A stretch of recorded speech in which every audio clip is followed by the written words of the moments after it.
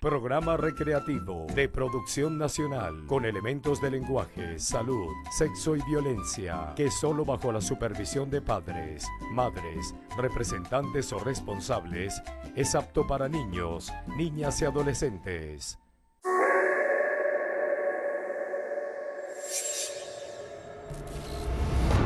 Apoderarse de una persona para exigir un rescate se ha convertido en una pesadilla para el venezolano. El secuestro es una industria criminal en Venezuela, es una industria que genera muchísimos recursos a las organizaciones delictivas, es un tipo delictual que ya no acepta bolívares para lograr la liberación de las víctimas. Lamentablemente el venezolano lleva en su ADN el fenómeno del secuestro. El venezolano se tuvo que acostumbrar a ver cómo el primer ciudadano del país era víctima mortal del secuestro a través de Carlos Delgado Chalbó. ¿Cómo queda una víctima luego que su vida tiene un precio y es vendida como una mercancía? Pensaba muy poco en la muerte, pero sí pensaba en la tortura.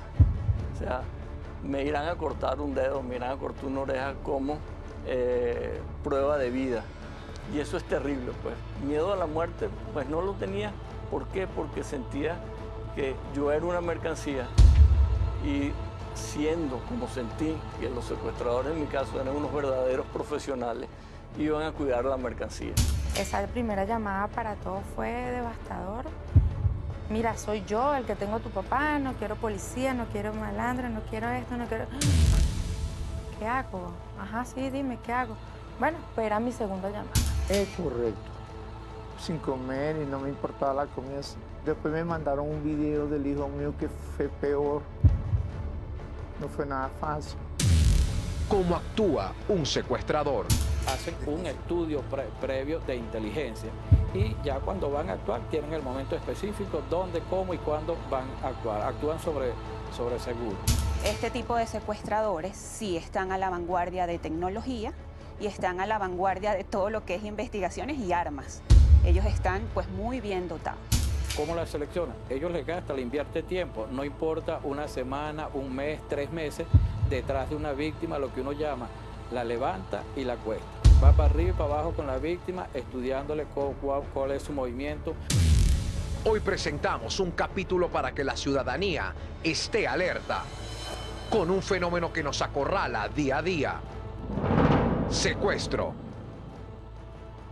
Yo quiero dirigirme directamente a los jóvenes, que son ahorita como la pieza clave del secuestro en este país. Y es que los jóvenes quieren vivir una vida bajo el riesgo. O sea, no les interesa, no miden el peligro. Y creo que lo más importante ahorita es tener la cultura de prevención. Es decirle al joven, ojo, cuidado, que la calle es peligrosa, aunque no lo piense de esa manera.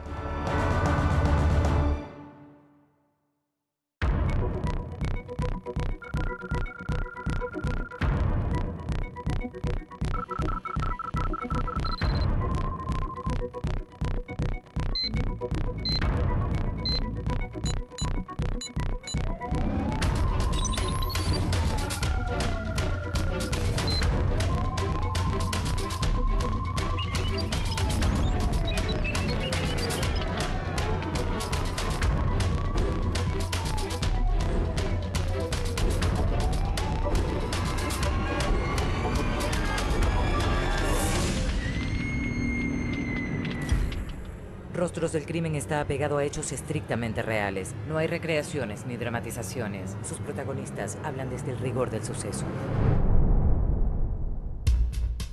La industria del secuestro se ha venido incrementando a pasos agigantados. El delito que más creció en Venezuela en el siglo XXI es la corrupción. De segundo, el hurto. Ese delito de destreza, el que deja algo mal parado, lo va a perder. Y el tipo delictual grueso, de mayor crecimiento, va a ser el secuestro. El fenómeno del secuestro empieza a notarse en los estados centrales a partir del 2002. Anteriormente los secuestros se daban a nivel de frontera.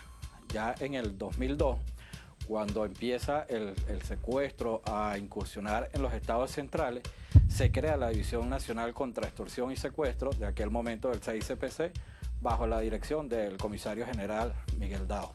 Ya a partir del 2009, el secuestro toma un auge empieza a dispararse en Venezuela y hoy por hoy el secuestro cada día va en incremento.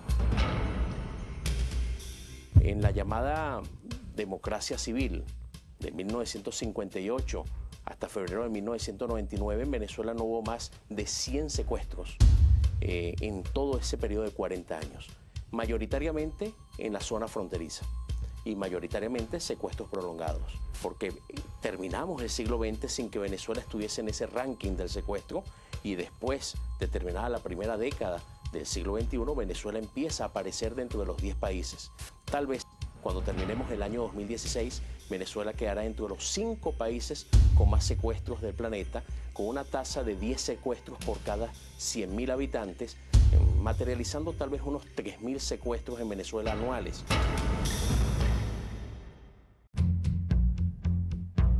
Néstor Luis Llavanero nos trae un reporte extenso de las distintas situaciones de secuestro que se han marcado en Venezuela. El secuestro está en el sentimiento democrático del venezolano. Y se perdió el primer intento democrático del país como consecuencia lamentable de un secuestro. Me refiero al año 1950, cuando es secuestrado el presidente del gobierno venezolano, Carlos Delgado Chalbaud. Delgado Chalbaud, que había sustituido a Rómulo Gallegos, es secuestrado en las Mercedes y además se comete el primer magnicidio en la vida republicana del país. Luego de los años 50 vienen los años 1960 y allí entramos en una fase muy dramática porque el presidente nombrado, que es Rómulo Betancourt, es víctima de un magnicidio fallido. El venezolano tuvo que aprender a convivir con un sentimiento democrático que no le era tan familiar y tuvo que pisar un camino de libertades que todavía no conocía, especialmente porque Venezuela era víctima de la guerrilla y de la izquierda que no se resistía al cambio democrático.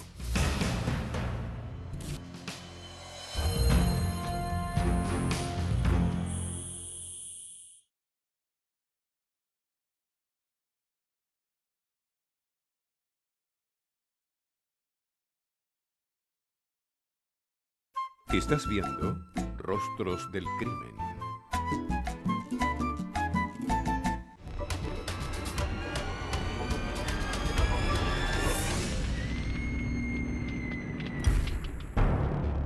Seguimos analizando el fenómeno de secuestro en Venezuela a través de la historia.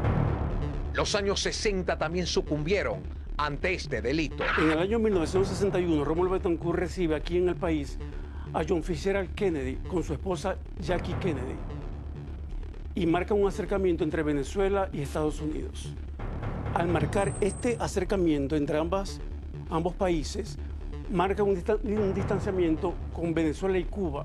La guerrilla venezolana y la izquierda venezolana se resisten a ese distanciamiento que coloca Rómulo Betancourt y le lanzan una advertencia a través de un secuestro, que es el de Alfredo Di Stéfano, el jugador del Real Madrid, el argentino español, que estaba aquí intentando jugar un juego amistoso de fútbol que no se pudo concretar. Fue secuestrado en Venezuela por allá en 1966. Tenía la finalidad de generar conmoción internacional. Un juego entre el Real Madrid y un equipo brasileño en Venezuela, y que la Saeta, que no jugó ese partido en Venezuela por estar lesionado, fuera secuestrado por la izquierda venezolana, que se hizo pasar por funcionarios de la PTJ en ese momento, y estuvo en cautiverio casi unas 72 horas. No se pidió dinero, sino era para conmoción. Yo creo que puso un acento de un momento en donde había una crisis política, una naciente democracia con la exportación de la revolución de Fidel Castro. Esa década cierra con un secuestro mediático con las hijas de Renio Tolina. Las hijas de Renio Tolina estaban saliendo de su casa con el chofer y fueron interceptadas por 5 ampones venezolanos. Se llevan a Rina y a Rona. Rena es la menor, estaba en su casa todavía. Reni tuvo que pagar un rescate. Se dice que 500.000 bolívares, otros hablan de dólares. Y era también otra advertencia, un amedrentamiento, porque el secuestro tiene esa finalidad, amedrentar. Renier era un señor polémico, era un animador el más querido entonces, el llamado número 1, y había que callar esa voz, había que silenciarla. Renier era contestatario, era crítico contra el poder establecido y aspiraba a un mejor país. Para el año 1973, el secuestro de Carlos Vicente Vegas marcó un precedente en el país. Un niño de tan solo 13 años fue plagiado y luego encontrado sin vida. En el año 1973, el secuestro toma formas más urbanas y se va al este de Caracas, con la familia Vegas Pérez. El menor de la familia, Carlos Vicente Vegas Pérez, es víctima de secuestro y aparece sin vida en una carretera extraurbana de Caracas. Y observamos cómo unos jóvenes de clase social media, para pagar una deuda, secuestran a un niño y muere accidentalmente por inhalación de monóxido de carbono. Y ese caso realmente, bueno, no solo que generó una película del cine venezolano, un libro escrito por mi padre, 4 crímenes, 4 poderes, sino que a su vez demostró que la impunidad era un microbio que también era latente en estas instituciones nuevas en el país. En el año 1973, los criminólogos del país dicen y aseguran que el poder económico silenció con el caso Vegas Pérez al Poder Judicial. Desde ese momento el país fue testigo de cómo el poder de algunas familias puede silenciar a un Estado. En el año 76, William Niehaus es secuestrado por la izquierda venezolana y es el secuestro de mayor tiempo en Venezuela. Como secuestro prolongado, más de 3 años, estuvo en cautiverio por la izquierda venezolana y realmente dañó mucho en ese momento la imagen del país. Fue rescatado por la Policía Técnica Judicial de manera fortuita, investigando un caso de abigeato, de robo de ganado, y ese señor William Niehaus, que hace poco se cumplieron 40 años de su caso, declaró que más nunca vendría a Venezuela y cumplió su palabra y murió a los 82 años en los Estados Unidos. Y este caso es muy interesante por muchas razones. Uno, porque es el secuestro más prolongado del país, más de 3 años. Otro, porque es el más costoso para ese momento y creo que sigue siéndolo.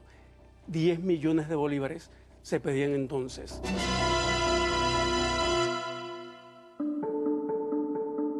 Para la década de los 80 se empezó a conocer por primera vez la colaboración de funcionarios policiales en hechos de secuestro, un acto que se volvió recurrente en el país de hoy. La década de los años 1980 nos lleva a otro tipo de secuestro, que es el secuestro aplicado desde los cuerpos policiales. Y es lo que los criminólogos llaman la aplicación de la pena de muerte de manera extrajudicial. Ahí se hablaba de pozos de la muerte, cuando en realidad había un solo pozo de la muerte. Era una fosa común donde los cuerpos policiales llevaban a sus víctimas ejecutadas.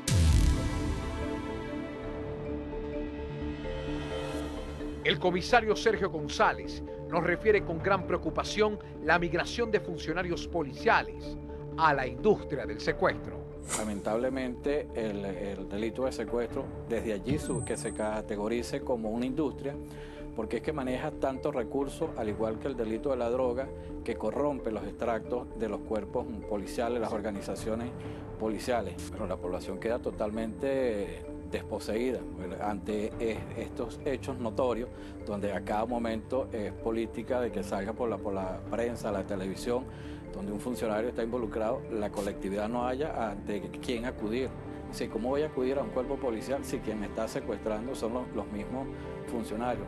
Se pierde esa credibilidad ante los cuerpos policiales. Tenemos un caso conocido por todos, como fue el secuestro de los hermanos Fadul, interceptados en una arcabala de la Policía Metropolitana.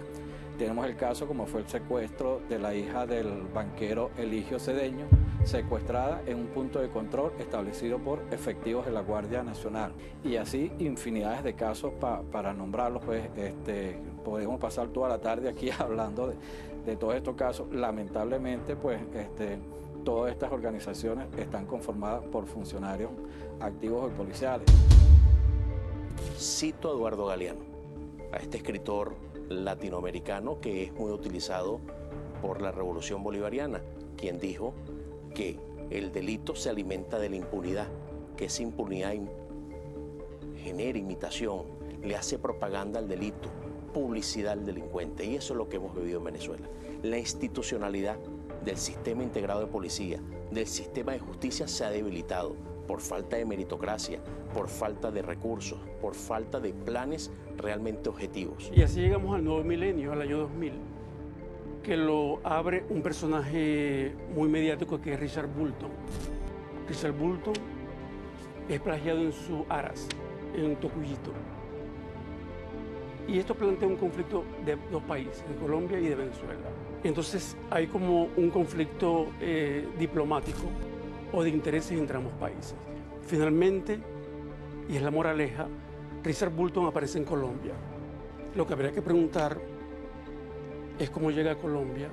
El caso ya en el siglo XXI, que algunos ya han sido mencionados, el caso de los niños FADUL, un caso espantoso, horroroso, que ya nos habla del primitivismo criminal que se está gestando en la Venezuela moderna. Pero también tenemos casos de secuestro de personas que no han aparecido.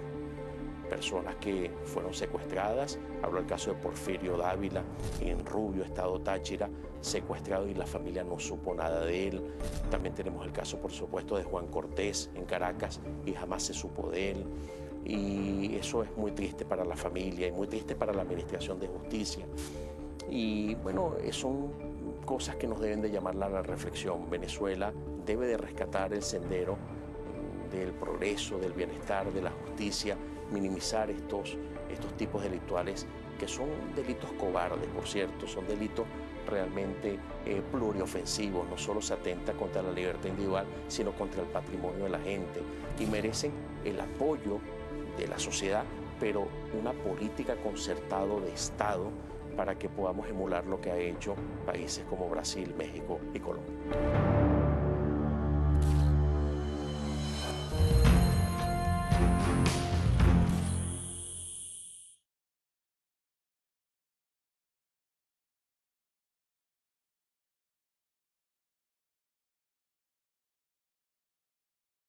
Estás viendo Rostros del Crimen.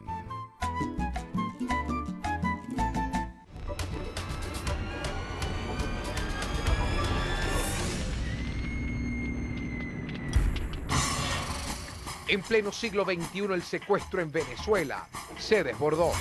Se convirtió en una industria poderosa porque se popularizó. Hoy día secuestran en Venezuela organizaciones criminales bien planificadas que antes asaltaban bancos, joyerías, transporte de valores blindados. Pero también están secuestrando lo que hemos conocido como los cocos secos, delincuentes que se dedican al robo y hurto de vehículos, se dedican a pequeños asaltos. Hoy han visto en el secuestro también una modalidad de fácil ejecución y de muchas ganancias. ¿Quiénes son los cocos secos? Marisoliet Iglesias lo explica. Coco Seco es este grupo de jóvenes, muy jóvenes, valga la redundancia, porque tienen muy corta edad, que pues tienen las neuronas bastante secas. No respetan estos códigos que están dentro de la industria delincuencial con relación al secuestro. Para ellos es más importante mostrar su poder, y su poder en ese momento está en la vida de la persona secuestrada. Ciertamente desde el 2007 hasta el 2016, estas bandas son las que más se han formado en el país, lamentablemente. Y por eso el índice de homicidios y el índice de abusos a las víctimas ha aumentado. Lo que no sucede hoy en día es con estas bandas de coco seco que están saliendo a la luz pública, que simplemente a una persona, porque la vean que se está desplazando en un vehículo, una camioneta Toyota, por ponerte un ejemplo, ya esa es una víctima potencial para ser atacada. Luego, el secuestro en este milenio, que se ha sucedido de manera encadenada, se da en dos sectores o gremios muy importantes para la vida venezolana: el gremio de los artistas y el gremio de los beisbolistas. Personajes como Laureano Márquez, La Beba Rojas, Patricia Schwartzgruber, Analicia Alba y el padre de la Miss Universo, Estefanía Fernández, fueron víctimas de secuestro en lo que va de este siglo. Y luego tenemos por el lado de los beisbolistas a Wilson Ramos, quien fue plagiado visitando a sus padres en Valencia. Y así tenemos casos como la madre de Huguet Urbina, plagiada, el padre de George Víctor Realba, plagiado, la madre de Víctor Zambrano, plagiada. Esas son como situaciones que desconciertan al venezolano. Los cocosecos por dinero no respetan ni a su propia familia. Es decir, ellos son capaces de secuestrar también a sus familiares.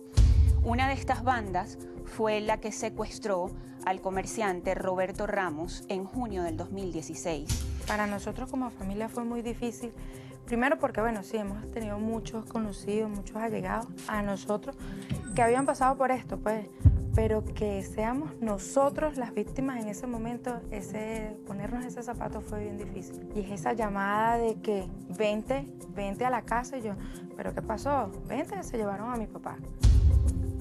¿Cómo que se llevaron a mi papá? Sí, se lo llevaron, vente. Bueno, llegamos todos a la casa, consternados, lloramos, niños, todo. Difícil, ¿qué hacemos? ¿Para dónde? ¿Y ahora qué hacemos? Ok, sí, se lo llevaron, ¿qué hago? Es esperar esa llamada. Esperar esa llamada para nosotros fue fatal porque la llamada, de hecho, no fue al momento, fue al 24, casi 48 horas después, la primera llamada que recibimos nosotros de que, mira, soy yo el que tengo a tu papá, yo tengo a tu papá. Es horrible.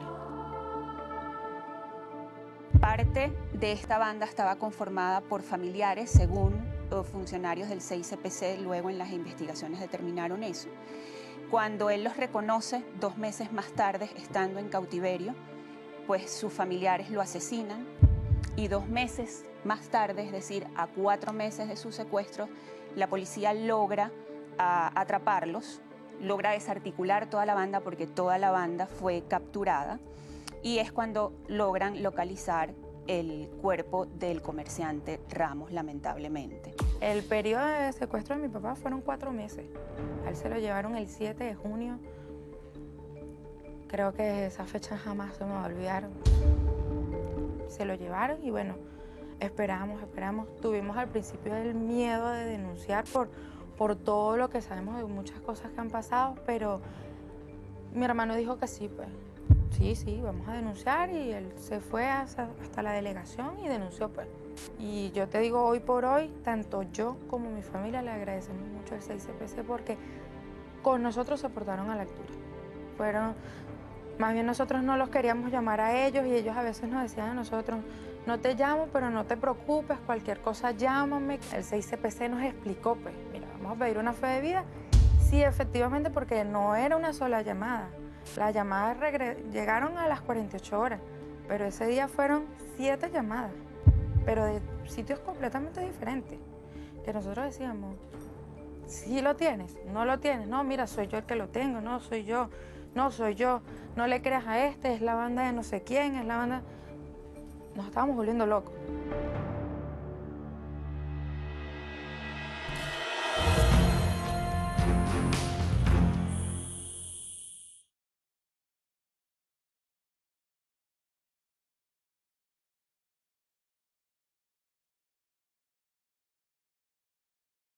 Estás viendo Rostros del Crimen.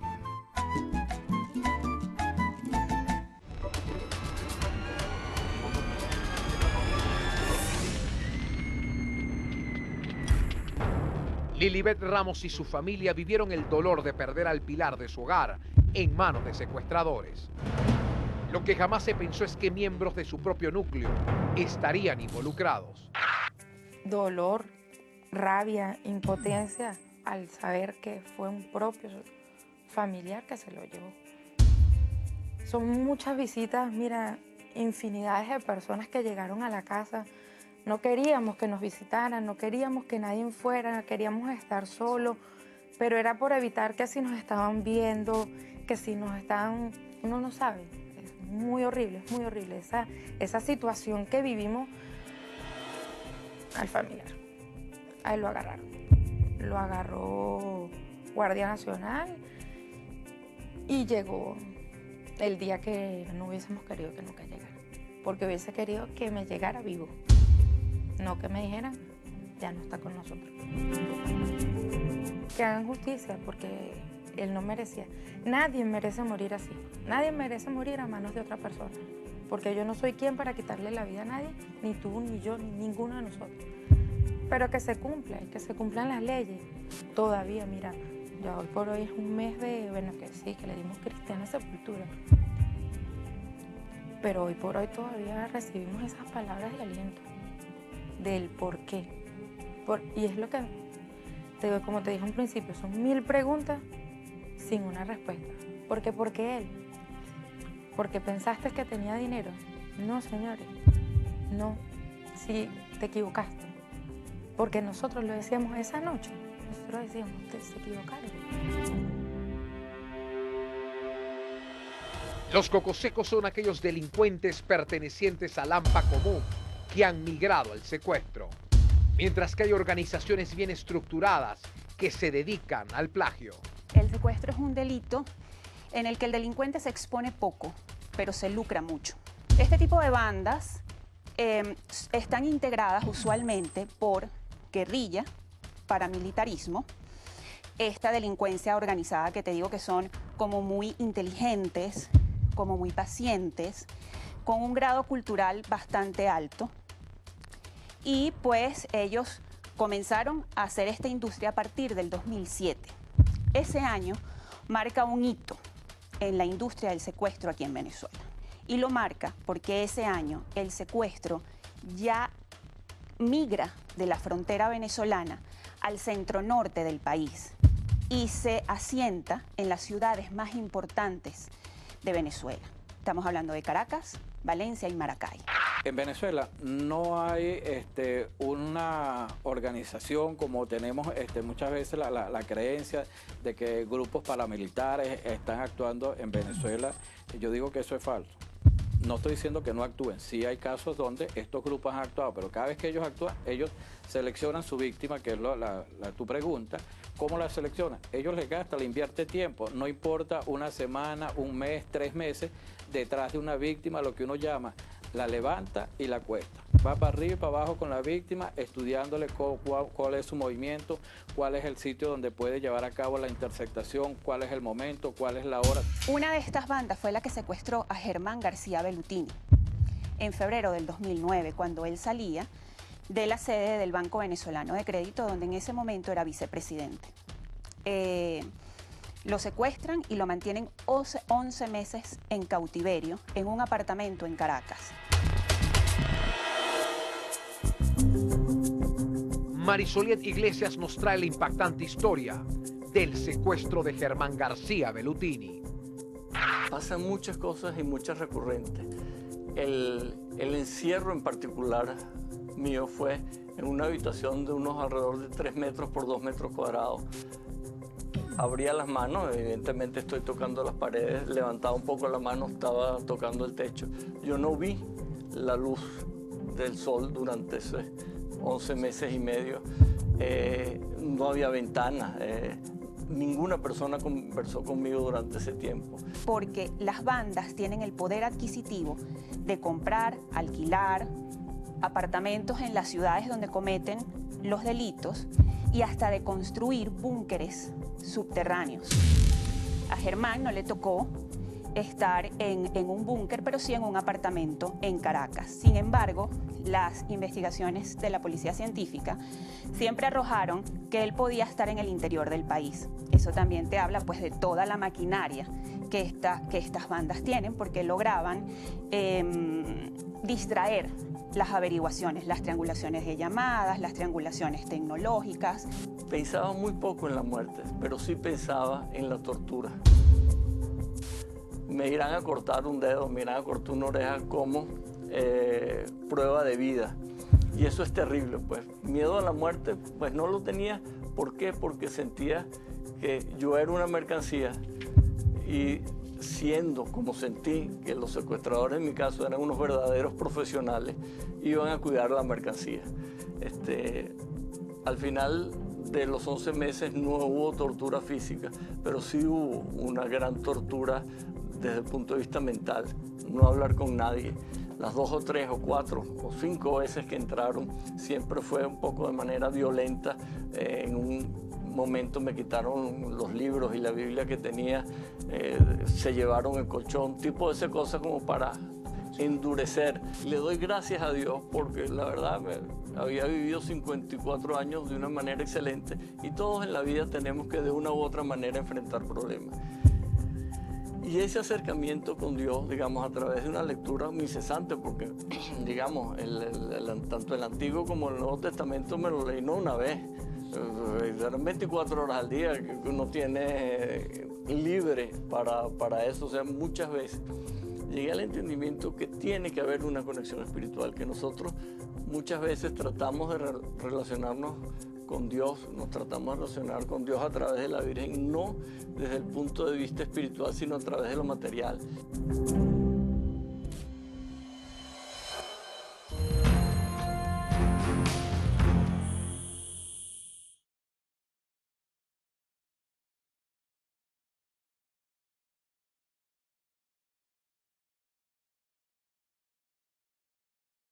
Estás viendo Rostros del Crimen.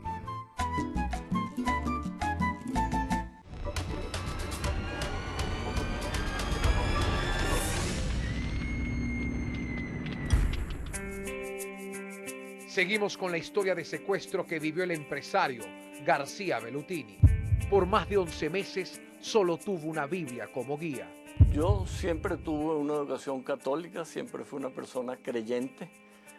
Evidentemente se incrementa porque al estar en ese lugar, a los 2 o 3 días pido que me entreguen una Biblia que me traen como a las 2 o 3 semanas. Le pedimos, quizá que me gane la lotería, que salga bien el examen cuando somos chiquitos, que se arregle Venezuela para mí. Pero bueno, la mitad de Venezuela está pidiendo una cosa y otra parte está pidiendo otra cosa.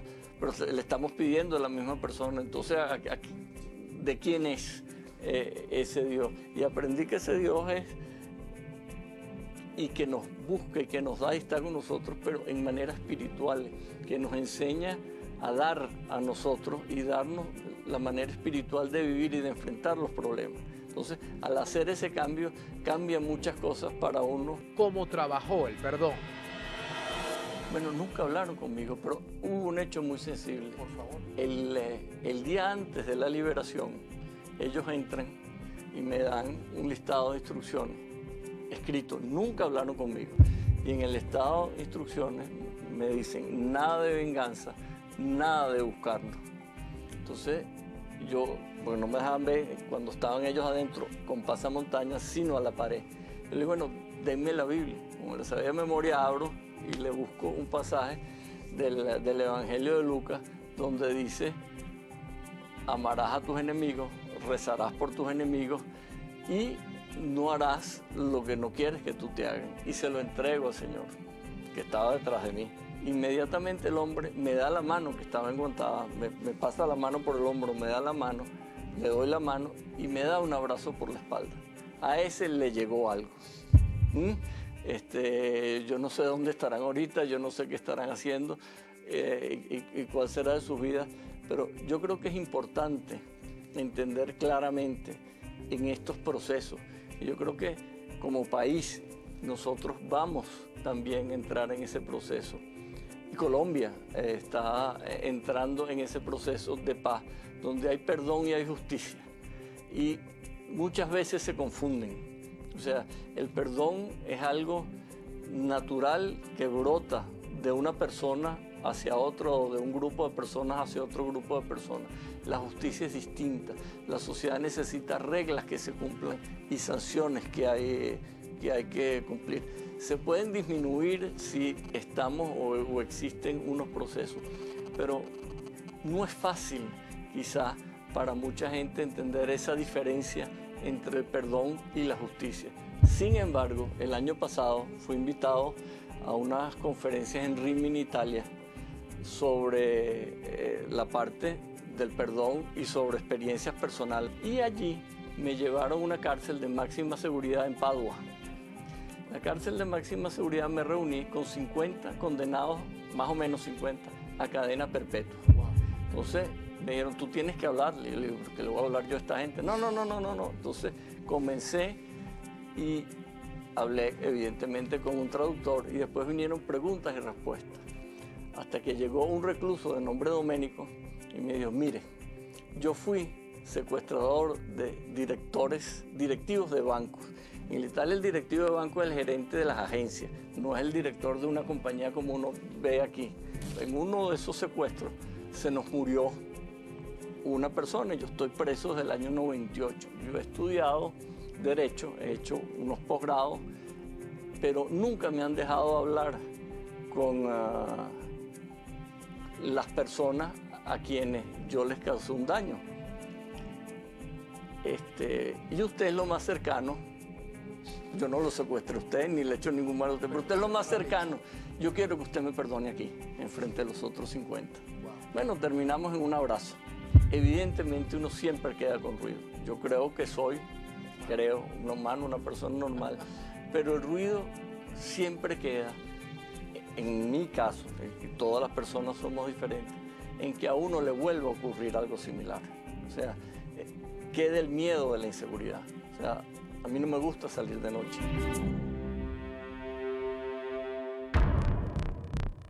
Si bien García Bellutini pudo recuperarse de esa experiencia, a la mayoría se le hace una pesadilla recurrente, el volver a la calle. David Ramírez Miranda nos trae la historia. Si hablamos del tema de lo psicológico, son elementos claves y clásicos que se manejan en el tema del secuestro. Por ejemplo, el dolor, la impotencia, el desespero, la esperanza, el miedo, la propia desconfianza incluso. Y eso lleva a que la familia, una estructura, una vez que ya hay una víctima de secuestro, exista un desmoronamiento total. Y es grave. Y el señor José de Olin nos dibuja prácticamente lo que es una familia fracturada porque ha sido víctima en 4 oportunidades del secuestro. De verdad se me va el aire porque es fuerte. Cuando te lleva, te meten en un cuarto, no comen. Yo tengo amigos que han perdido sus hijos. Y eso a través de poco tiempo. Yo tengo un amigo mío que le arrancaron un brazo, le desfiguraron el rostro y le dieron un tiro en el pecho. Estaban pidiendo $200.000. Y de verdad que no es fácil conseguir tanta cantidad de plata y uno tiene que dejar morir la persona. Entonces, en una oportunidad, él. Una segunda oportunidad, él nuevamente. En una tercera oportunidad, el hijo del señor José. Y una cuarta oportunidad, la hermana del señor José, que lamentablemente la asesinan en este tema del secuestro. Entonces la gente siempre piensa, y es básico, cuando hablan de secuestro, todo el mundo piensa directamente en la víctima. Pero resulta que más allá de la víctima está un núcleo familiar compuesto. Y el núcleo familiar y el núcleo social, amigos, allegados, conocidos, vecinos, todo el mundo sufre el tema psicológico del secuestro. ¿Cuáles son esos 4 casos? Bueno, el primer caso fue el mío. ¿Cuánto tiempo duró usted secuestrado? 8 horas. 8 horas. El de mi hijo, que fue el más duro, que lo viví con él, yo lo viví con él porque él tuvo 5 días secuestrado y yo tuve 5 días con una angustia. Y con los funcionarios. Porque como yo era el negociante, yo tenía que estar con los funcionarios. O sea, para monitorear. Correcto. Sin comer y no me importaba la comida. Después me mandaron un video del hijo mío que fue peor. No fue nada fácil. Y la familia toda preocupada. Y también el caso de su hermana, también me llega como uno de los datos, ¿no? Sí, el caso de mi hermana, oye,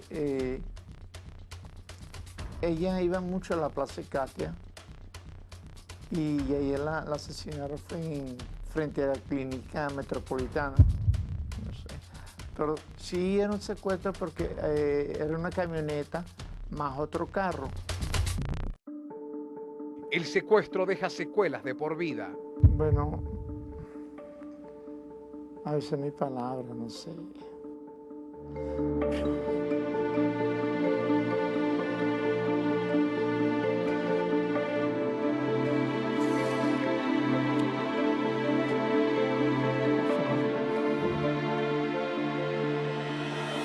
Yo tengo mucha fe que esto sea como es. Si Dios quiere, la Virgen, Dios se acordará de nosotros. Dios tarde, pero no olvida.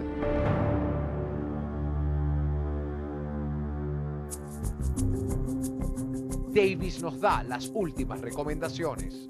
No exhibirse ni ser ostentoso en redes sociales, sobre todo los jóvenes. Número 1, cuidar rutinas.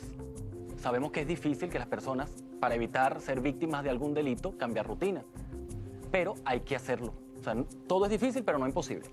Si ves a personas con actitud sospechosa, enseguida tienes que alejarte. No circular a altas horas de la noche por zonas específicas de su vivienda. O circular a en autopistas en altas horas de la noche. Eso también es peligroso. Un tip interesantísimo para comerciantes y empresarios. Hay que cuidar muchísimo a la persona que se va a emplear para trabajar con uno.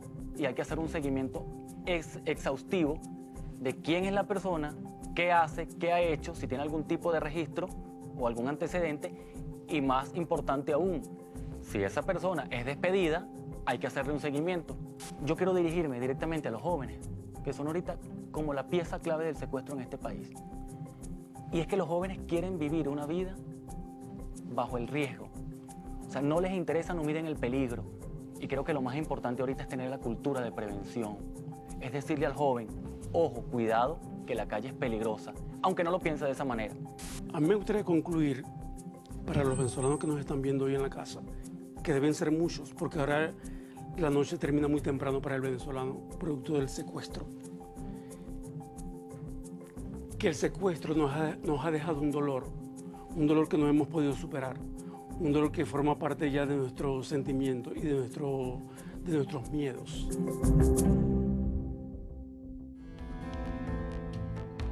Cuando una persona es plagiada, se le arrebata su derecho más preciado, ejercer su autonomía plena. Venezuela se ha convertido en el país con el índice de secuestro más alto en todo el continente. Es urgente generar políticas junto al Estado para garantizar la seguridad y el bienestar de todos los venezolanos. Hashtag RostrosDLC para conocer sus comentarios en redes sociales. Nuestras cuentas en Instagram y Twitter es la misma, @RostrosDLC. Mi cuenta personal en Twitter es @LuisOlavarrieta y en Instagram OlavarrietaLuis, la cuenta de nuestro canal. En todas sus plataformas digitales es @Tele20B. Si quieres conocer detalles de este programa y otras noticias de interés, los invitamos a cliquear www.caraotadigital.net. Seguimos la próxima semana, Venezuela, cuando nuevamente nos sentemos frente a frente con los rostros del crimen. Paisajes hermosos donde se sustenta el crimen. Hermanos se atacan entre sí con proyectiles. Tensión en la situación, se sobrevive dando mucho más de lo poco que recibes. Mueren jóvenes, su madre llora. Plegarias no callan el cantar de la salud. Las generaciones se pierden con el paso de las horas. Y ahora, unos son presas y otros devoran. Calles de sorpresas como la caja de Pandora, donde mantengo la esperanza a pesar del diluvio. Y la superación y el estudio como refugio. Sigo caminando en estos suelos sin que me detenga el miedo. Mis palabras son reflejos, entiendo lo que siente el pueblo porque soy parte de ello. No importa color ni pensamiento, es el mismo espejo. Voceros de los que quedan, también de aquellos que partieron. Unidad es lo que quiero, espero.